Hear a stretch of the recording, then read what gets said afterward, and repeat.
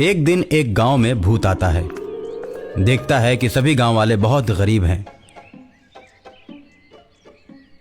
किसी किसी के यहां तो शाम का खाना भी नहीं रहता। बच्चे भूखे पेट सोते हैं।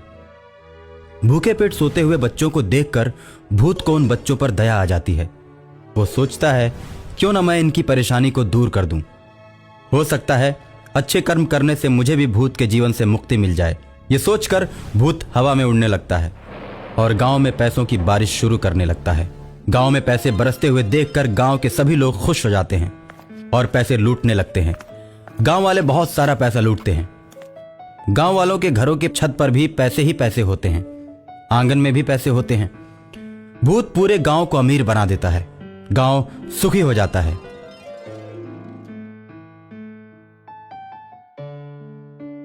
गांव के सभी लोग भर भर पेट भोजन करने लगते हैं।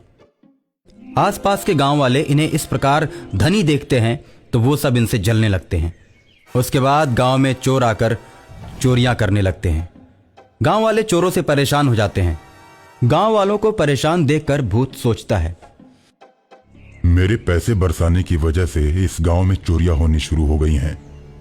जब ये लोग गरीब थे तो कोई भी इन्हें पूछने नहीं आता था। अब जब ये लोग अमीर हो गए हैं तो चोर इन्हें सताना शुरू कर दिए। अब मैं चोरों को पकड़ लूंगा। रात में चोर चोरी करने के लिए मुखिया के घर पहुंचते हैं। जैसे ही घर में जाते हैं भूत बाहर से दरवाजा बंद कर देता है और चोर चोर चिल्लाने लगता है। गांव में किसी के चिल्लाने की आवाज सुनकर गांव वाले जग जाते हैं। चोर चोर चिल्लाने की आवाज मुखिया के घर की तरफ से आ रही थी और लोग दौड़कर मुखिया के घर की तरफ जाते हैं। मुखिया का भी पूरा परिवार जग जाता है। सभी के इकट्ठा हो जाने के बाद लोग दरवाजे को खोलते हैं और चारों चोरों को पकड़ लेते हैं। चारों चोरों को पकड़कर लोग खूब मारते हैं और मारने के बाद चोरों को ले जाकर पुलिस के हवाले कर देते हैं। पुलिस भी चोरों को खूब मारती है और जेल में बंद कर देती है। उसके बाद गांव में चोरी की घटनाएं बंद हो जाती हैं। भूत गांव वालों को खुशहाल देखकर बहुत ही खुश होता है और गांव वाले सोचते हैं, आखिर पैसा बरसाने के पीछे किसका हाथ है? चोरों के आने के बाद दरवाजे पर कुंडी किसने लगाया? इन सब बातों पर मुखिया के साथ गांव के लोग चौपाल पर विचार करते हैं। दरवाजे पर कुंडी तो मेरे परिवार के किसी सदस्य ने नहीं लगाया। मुझे तो लगता है कि कोई अदृश्य शक्ति हमारे पूरे गांव की मदद कर रही है। हमें उस शक्ति की पूजा करनी चाहिए, चाहे वो जैसी भी हो, जिस रूप में हो। वो हम लोगों का भला सोचती है। हाँ, आखिर उस अदृश्य शक्ति के बारे में हम लोगों को कैसे पता चलेगा?